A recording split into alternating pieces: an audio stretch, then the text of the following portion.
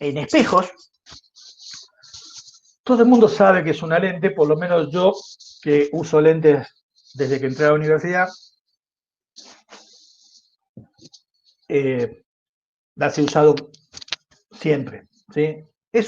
Básicamente, es un material transparente, ¿sí? Que está limitado entre dos superficies, ¿sí? Dos superficies, dos dioptras. Bien,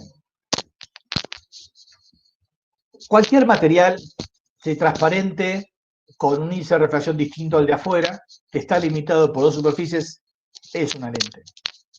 ¿Está? Pero tiene que ser una dioptra, o sea, no puede ser dos superficies planas. Tiene que ser dos superficies con alguna de ellas con curvatura. Nosotros podemos clasificar las lentes de acuerdo a la geometría que tienen, y esto es necesario que ustedes lo aprendan de memoria, para no confundirse en los ejercicios de final. Cuando le dicen que una lente es biconvexa, significa que si la miro de un lado, es convexa. Y si la invierto y la miro del otro, también es convexa. ¿Está? Eso así se definen, se clasifican las lentes. Se clasifican de acuerdo a la geometría que observamos cuando la miramos de un lado y del otro. Entonces tenemos superficies plano, porque cuando la miramos de acá es plana, convexa, cuando la miramos de este lado es convexa. Convexo cóncava, cóncava convexa es lo mismo, si la miramos de un lado es cóncava y la otra mirada es convexa. Esto es algo específico de una lente convexo cóncava, ¿sí? Pero se lo llama menisco cuando este dioptra es una dioptra esférica con el mismo radio de curvatura que esta otra dioptra esférica.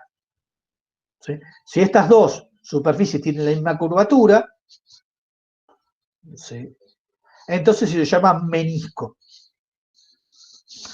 En este caso es una plano cóncava, superficie plana, superficie cóncava o bicóncava. ¿Sí? La miro de un lado, es cóncava, la miro del otro, es cóncava. Bien, estos los nombres que le vamos a dar son nombres que se los da todo el planeta. Así que cuando hablamos de esto, ¿sí?, siempre se van a llamar de esta forma y el problema va a decir, tengo una lente convexo cóncava, plano convexa, plano cóncava, biconvexa, y ustedes tienen que a priori, ¿sí?, ya tener idea de cuál va a ser la geometría y cómo hacer el dibujito y cómo plantear, obviamente eso le va a llevar cómo plantear el problema. Pero entonces vamos a ver cómo es que se resuelve un problema de lentes. ¿Qué necesitamos saber para resolver un problema de lentes? Lo primero que tenemos que hacer para resolver un problema de lentes es encontrar el eje óptico. En este caso, ¿sí?, es una lente biconvexa. Porque, lo puedo reconocer porque acá tengo esa anchita en el medio. Esta superficie es convexa y esta superficie también es convexa. Esta tiene un radio R2 y esta forma parte de una esfera de radio R1. Esto es toda la lente. Acá tengo un material de índice de refracción N. Acá tengo aire, generalmente es lo que vamos a tener, aire. Y entonces lo que tenemos acá adentro es un material de índice de refracción mayor, ¿sí?, que el índice de refracción que el aire. Bien. Entonces, ¿qué va a pasar con la luz? Para poder entender qué es lo que va a ocurrir, cómo es que vamos a trabajar cuando trabajamos con lentes. La luz va a venir de acá, ¿sí? Pues yo lo tomo siempre de la izquierda, gente, porque si no me confundo. O sea, siempre aprendan a trabajar de un lado y no cambien. Lo que hay que reconocer es el eje óptico. perdón, antes que nada, el eje óptico. Acá el eje óptico, ¿sí?, es la línea que une los dos centros de curvatura de las dos superficies, donde va a ocurrir la primera refracción y donde va a ocurrir la segunda refracción. Porque la luz va a venir acá, se va a refractar acá, en esta superficie, va a penetrar, va a viajar hasta la otra superficie, se va a refractar acá y va a salir. Entonces va a haber una primera refracción y una segunda refracción. El eje óptico es la línea que une los dos centros de curvatura. Entonces no importa cómo está cortado acá, este es el eje óptico. Siempre se reconoce de esta forma, ese es el eje óptico. Donde se corta el eje óptico con la superficie que hace la primera refracción y el eje óptico con la superficie que hace la segunda refracción, ven acá este punto. Y este punto se llaman vértices. ¿Está? Vértices. Y ahí se toma la longitud. Este es el espesor de la lente. El espesor de la lente va a estar dado por la distancia entre los dos vértices. El vértice de la superficie de primera refracción y el vértice de la superficie de segunda refracción. Muchas veces se van a encontrar en una situación que las cosas se hacen mucho más simples también. En la vida real se van a encontrar, ¿sí?, en situaciones en las cuales esta distancia que está acá, que es la longitud de la lente, el espesor de la lente, es mucho más chiquito que estos radios. En esa situación, las cuentas se hacen muy, muy fáciles. Y vamos a llamarlo lente delgada. ¿Sí? En esa situación. Van a ver que dentro de un ratito vamos a estar trabajando con lentes delgadas y vamos a ver que las cuentas son muy fáciles para cuando trabajamos con una lente delgada. Una aclaración. Esta es la geometría básica que ustedes van a tener cuando trabajan con lentes. Afuera hay aire y adentro hay un material. De índice de refracción, que se acuerdan que el aire prácticamente tenía una índice de refracción de 1,0001, no sé cuánto. Era, digamos, prácticamente la velocidad de la luz en el vacío. Prácticamente. Era 3 por 10 al octavo. Bueno, acá en el material puede ser, ¿sí?, algo más chico. Bastante más chico. 1 es el índice de refracción de 1,5, ¿sí? Es 3 dividido 1,5. Ahora, muchas lentes van a funcionar y afuera no es necesario que esté aire. Por ejemplo, esta lente que está acá la podemos sumergir, ¿sí?, en agua, que tiene 1,33. Entonces, las cuentas que se hacen en lente, muchas veces, ¿sí?, se van a deducir, siempre se van a deducir con el índice, con aire, N, aire. Pero, si sumergimos esta lente en un índice de refracción N', podemos trabajar con las mismas ecuaciones que vamos a deducir ahora, aire, N, aire, teniendo en cuenta, trabajando con, en vez de este N, con el índice de refracción relativo al líquido de afuera. Entonces las ecuaciones son exactamente las mismas. Cuando llegado el caso, vamos a eso lo van a trabajar. ¿Sí? Bien, siempre vamos a trabajar con este índice de refracción mayor que 1, porque hay aire. ¿Sí? Pero esta refracción puede ser menor que 1, a ver si puede ser algo menor que 1 si acá pongo otro líquido. ¿Está? Porque un índice de refracción menor que 1 significa que viaja a mayor velocidad de otro medio, que el medio de referencia. Entonces, podemos encontrarnos en esa situación y es interesante trabajar con el índice de refracción relativo, el concepto de índice de refracción relativo. Bien.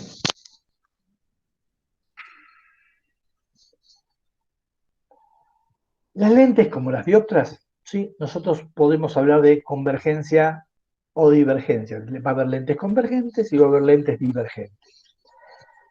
Podemos reconocer rápidamente, ¿sí?, cuando estamos trabajando en esta situación, que aire, material, aire, cuando estamos trabajando con esta situación, podemos darnos cuenta, ¿sí?, rápidamente si una lente es convergente o una lente es divergente, pensando en los prismas. ¿Se acuerdan que una de las cosas que habíamos visto en los prismas es que la luz, cuando atravesaba un prisma, siempre se doblaba para la zona más gruesa? Estaba el ángulo de desviación mínima, ¿se acuerdan? Entonces, siempre ocurría esto para un prisma. Obviamente acá hay índice de atracción 1, acá hay n, acá hay 1. Entonces, una biconvexa la podemos poner como, en el caso extremo, como la unión de dos prismas. Entonces, este va a desviar para este lado la luz, este va a desviar para este lado la luz, y entonces ven que la luz converge en un punto. Es decir, todas aquellas lentes que las puedo pensar como la unión de prismas con esta geometría, van a ser convergentes. Pues, por otro lado, si ponemos dos prismas con esta geometría, un rayo, todos los rayos que vienen por encima de este punto se van a desviar hacia arriba y todos los que vienen por debajo de este punto se van a desviar hacia abajo. Por lo tanto, como pueden ver, el haz diverge, se abre. Entonces, todas las lentes que podamos pensarlas con esta geometría, ¿sí?, van a ser lentes divergentes. Entonces, veamos un poquito los distintos elementos que tenemos acá, distintos tipos de lentes cuando los llamamos.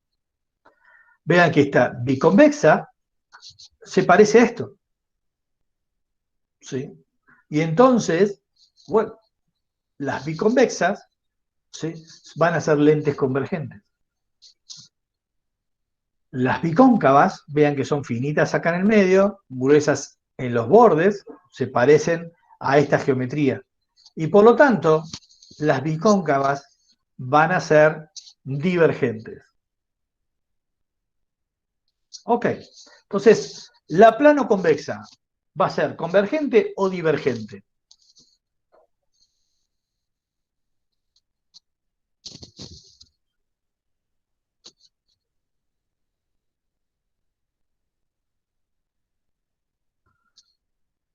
Máximo. Bien, convergente. Bien, convergente. Máximo. ¿Sí? Si te dicen que una lente es plano cóncava, no importa de qué lado es plano y qué lado es cóncavo. ¿Sí? Es plano cóncava. Ahora vamos a ver, porque vas a trabajar, ahora dame 2 segundos, ¿sí?, y terminamos con esto y te explico por qué no es necesario. Bien, esta es, vean que es más gruesita acá, más finita en los extremos, o sea que se parece a esta, es convergente. La convexo cóncava, ¿ustedes qué creen?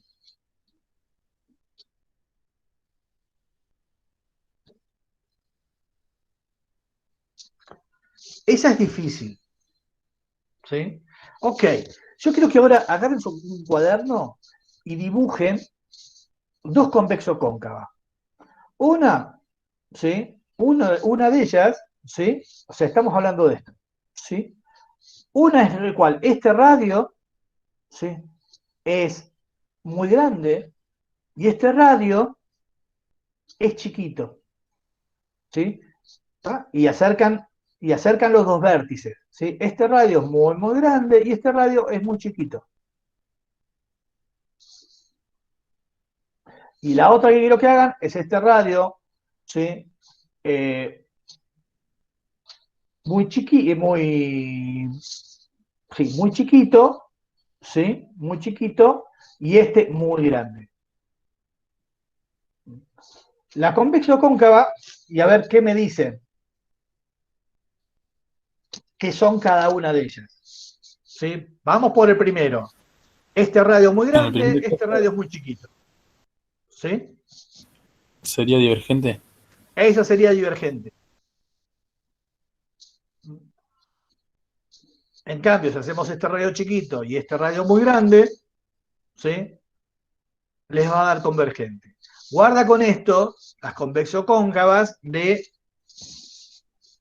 pensarlas así. Tengo una convexo-cóncava porque tenemos un problema. Pasa de convergente a divergente dependiendo de los radios, de los círculos que forman la superficie. El menisco es un caso que yo les había dicho de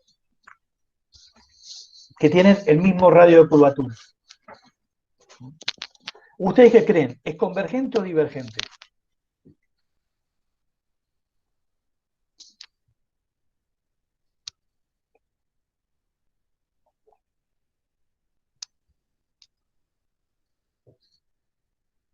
Bien, no contestan, y está bien que no contesten, ¿sí?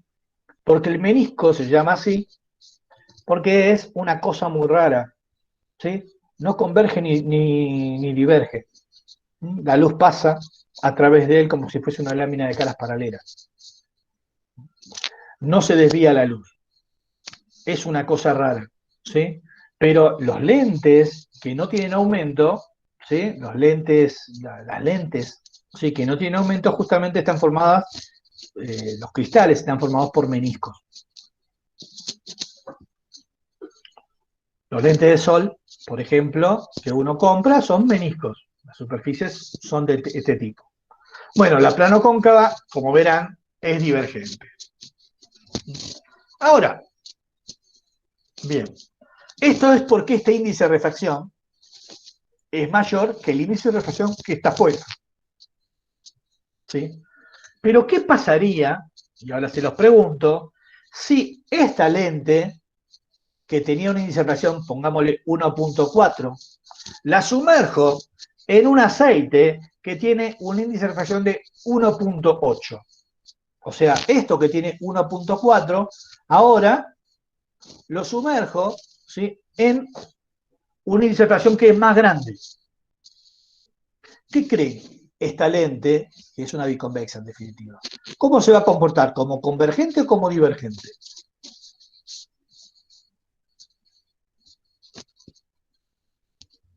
Como divergente. Bien, ¿sí? Bien, se va a comportar justo en forma opuesta. Va a tener un índice de refracción relativo menor que 1 y por lo tanto la luz se va a comportar completamente distinto. Cuando este índice de refracción es menor que 1, la luz se sale por el lado más finito. Bien. Obviamente, esto es para que ustedes lo tengan así en la cabeza, ¿sí? Y puedan resolver los problemas o tengan idea, digamos, de cuál va a ser, de cómo armar las cosas, ¿sí?, para poder resolver el problema.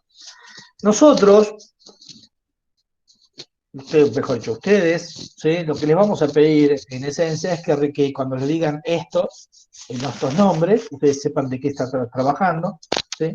Y en general, nosotros vamos a trabajar siempre con aire, material, aire, ¿sí? Esta es la geometría que vamos a trabajar, pero bueno, es importante saber que si en vez de aire uso otra cosa, ¿sí? Lo único que es todo igual, salvo que este índice de refracción va a ser el índice de refracción relativo al medio exterior. Bien. Nosotros vamos a trabajar siempre, siempre, siempre con la aproximación paraxial. La aproximación paraxial. Entonces, vamos a suponer que estamos trabajando con esta geometría, ¿sí? Y lo que voy a hacer es la marcha de rayos. O sea, voy a colocar un objeto y vamos a ver cómo se forma la imagen, cómo es que se trabaja con esta geometría. Cómo que se trabaja cuando estoy trabajando con, ¿sí?, una lente gruesa. Vean que tenemos una superficie convexa que separa dos medios de índice de refracción, 1, ¿sí?, y n. Esta marcha de rayos la decimos hace un ratito, ¿sí? En aproximación paraxial para poder hacer las cosas relativamente bien, y bueno, colocamos el objeto, ¿sí? Trazamos dos rayos de luz, uno es el que pasa por el centro de curvatura, pasa sin desviarse, y el otro es el que va al vértice, que se refracta, ¿sí? Siguiendo la ley de Snell, ¿sí? Como pasa de inserción 1 a algo mayor que 1, entonces se refracta con un ángulo menor, aproximándose a la normal. Entonces, bueno, se forma la imagen en este punto, se cortan los dos rayos. En aproximación paraxial, nosotros pudimos calcular cuánto vale el aumento, ¿sí? Y cuánto vale las ecuaciones que teníamos en aproximación paraxial. Ahora, vea, esta va a ser una imagen. Esta imagen, ¿sí? Esta imagen va a ser la posición del objeto para la segunda refracción. Bien. O sea, bien, para la segunda refracción. Claro, la segunda refracción. Vean que yo puse biconvexa y delgada, ¿sí? Delgada, delgada. ¿Se acuerdan que delgada significaba que esto era mucho más chico que los radios? ¿Sí? Si es delgada, ¿sí? Me olvidé de decirle, si es delgada, yo puedo suponer que todos vértices están en el mismo punto. Es decir, muy bien, acá está el vértice 1, ¿sí? Donde puse mi sistema de coordenadas y pude resolverlo como si fuese una dioptra, y ahora, sin mover el sistema de coordenadas, pongo la otra dioptra porque los vértices coinciden. Entonces, vean un poquito acá. Acá estaba la imagen, ¿sí? Que va a ser el objeto para la segunda dioptra. Lo voy a poner este puntito ahí para que cuando invertamos, va a ser el objeto, ¿sí? Para la segunda dioptra. Para la segunda. Y este va a ser un objeto virtual. ¿Sí? ¿Está? Entonces, muy bien. Un rayo que vino acá, que pasaba por el centro de curvatura, ¿sí? Pasa por este extremo, pasa sin desviarse. Un rayo que viene por acá, venía apuntando a este punto, y como pasó por el centro de curvatura, siguió sin desviarse. Un rayo que viene por acá, apuntando a este punto, que es este, ¿sí? Cuando llega a la dioptra, se desvía, va por el vértice, quería pasar por este punto, llega hasta acá, ¿sí? Se desvía pasando de una inserción n a algo menor, por tanto se abre de la normal, y su imagen se forma en este punto, la imagen 2. Esta es la imagen una vez que atravesó las dos dioptras. Y de hecho yo podría calcular los aumentos y la posición, ¿no? ¿Sí? Usando estas cosas, lo que dedujimos para una dioptra. Ahora, vean lo siguiente, ¿sí?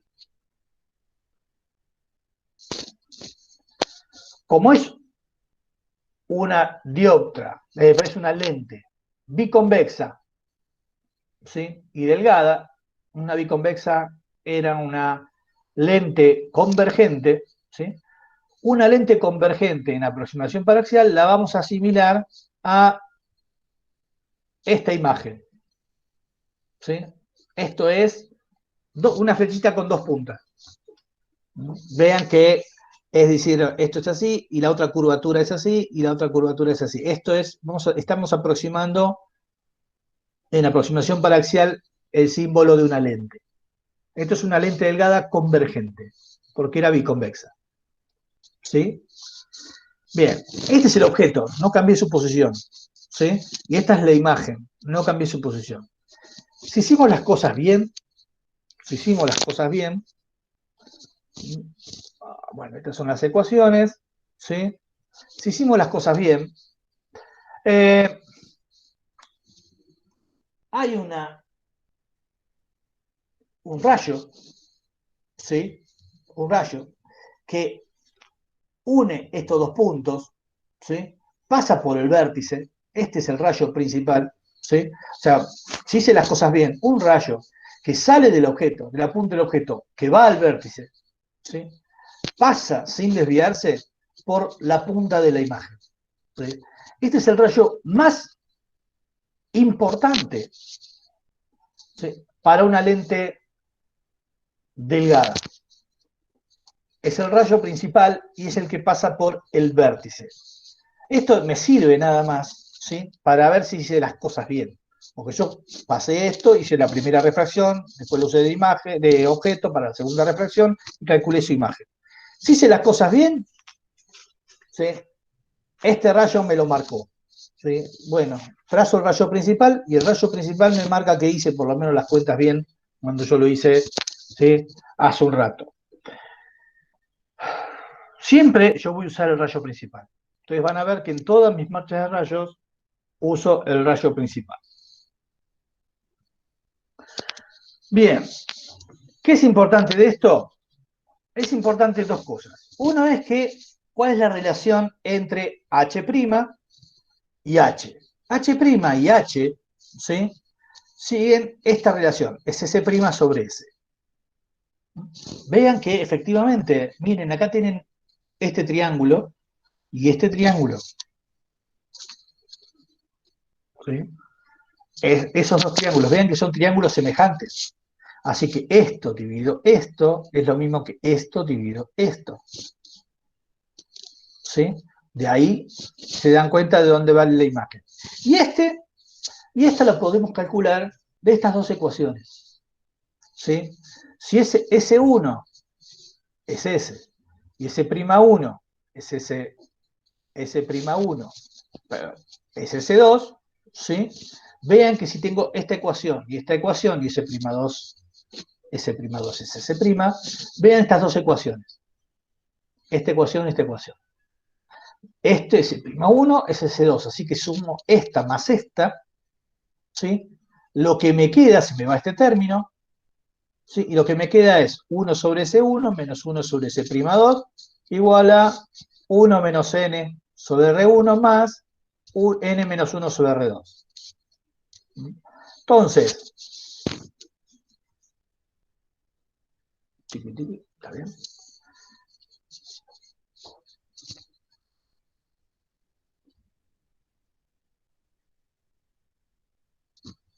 Bien, entonces cuando yo sumo, ¿sí?, estas dos ecuaciones, ¿sí?, lo que me queda, después de acomodar un poquito, es esta otra ecuación.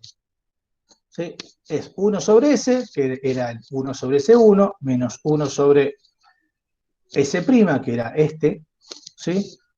N menos 1 lo saco factor común, me queda 1 sobre R2 y menos 1 sobre R1 porque tuvo que invertir este. Esta ecuación es la ecuación de un constructor de lentes, la llama todo el planeta, ¿sí? Me relaciona la posición del objeto con la posición de la imagen y este término que está acá. Esto, toda esta cuenta que está acá, ¿sí?, que relaciona el índice de refracción, este es el índice de refracción de afuera, exterior, ¿sí?, a la lente, el radio de curvatura de la segunda refracción y el radio de la posición del centro de curvatura de la primera refracción.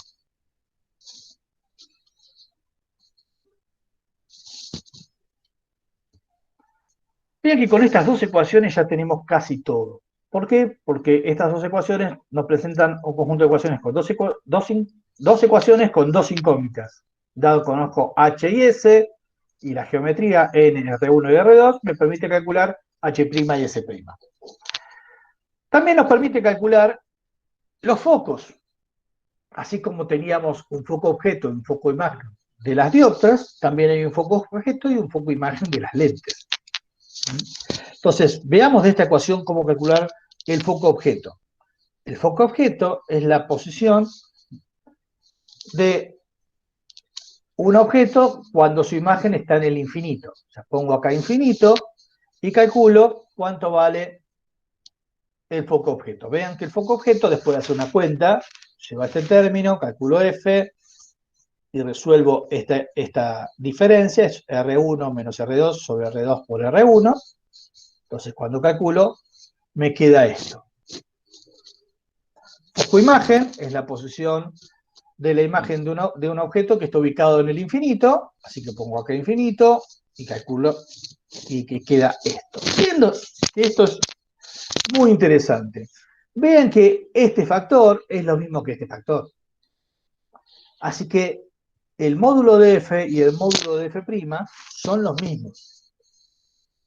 Pero si damos f sobre f', vean que es menos 1.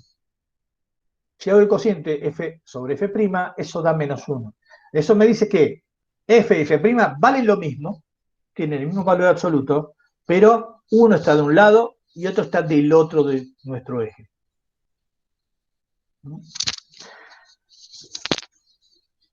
O sea, en definitiva, es lo que estoy diciendo, ¿sí? Y esta ecuación que está acá arriba se puede escribir de una forma mucho más simple usando el foco objeto y el foco imagen. Guarda con esto, porque a veces nos confundimos el foco objeto y el foco imagen, y este menos de pronto lo tomamos y pasa para acá. Así que cuidado con esto.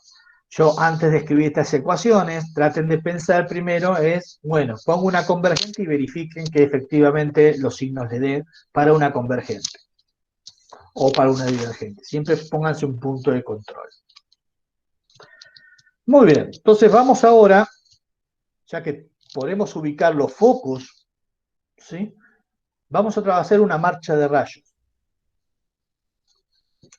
Entonces, cuando tengan una lente convergente, ¿sí? Lo primero que tienen que hacer es calcular los focos, ¿sí? Y ubicarlos. Es una lente convergente y puedo saber, aparte por el signo que está acá, que es una lente convergente. Y bueno, porque de este lado está f', del lado negativo, o sea, si de acá viene luz, la imagen de la imagen de un objeto que está ubicado sobre el eje óptico en el infinito, tendría una imagen real y estaría ubicado en este punto. Y si yo pongo un objeto acá, ¿sí? La imagen me daría en el infinito. Entonces, tenemos un foco imagen que es positivo, por un foco objeto que es positivo, un foco imagen que es negativo. Y ubicado a la misma distancia. En este caso, ¿sí? 80 centímetros, cada una de ellas. Voy a colocar un objeto, ¿sí? En una coordenada S, una altura H. Entonces voy a hacer la marcha de rayos. Hay 3 rayos posibles para trabajar. El rayo principal, que es el más fácil. Si ustedes no pueden dibujar este, es que no están entendiendo. ¿Sí? Este es el más fácil de todos. No hay que hacer ninguna cuenta, simplemente hay que poner la línea recta, ¿sí? Entre el punto, el vértice y trazar. Ese es el rayo más fácil para trabajar. Bien. Después es el rayo que pasa por el foco objeto. El rayo que pasa por el foco objeto, ¿sí? Atraviesa la lente, ¿sí? Y sale paralelo al eje óptico. Porque si yo pusiera acá un objeto, la imagen se forma en el infinito, así que tiene que salir paralelo al eje óptico. Sale paralelo al eje óptico. Obviamente, ya ven que acá se va a formar la imagen de este objeto. Pero nos falta un tercer rayo que podemos usar, que es el rayo que pasa por el foco imagen. Y eso lo hago trazando un rayo que es paralelo al eje óptico. El rayo que pasa para el eje óptico se desvía atravesando por el foco imagen. Estos 3 rayos, ¿sí? Tienen que converger en un punto, ya sea los rayos o la extensión de los rayos, ¿sí? Cuando estoy mirando desde acá, lo que veo es que esos rayos convergen, parecen provenir de este punto que es donde se va a formar la imagen. En este caso tenemos una imagen real, porque vean, son los rayos, ¿sí? E invertida. Vean que por la marcha de rayos las alturas son las mismas, ¿sí? O sea que no está ni aumentada ni disminuida, nada. Pero sí se puede decir que es real e invertida. Vean que todo eso lo obtuve simplemente haciendo la marcha de rayos. Si usas estas cuentas, tendría que poder obtener los mismos resultados. De hecho, tendría que verificar la marcha de rayos.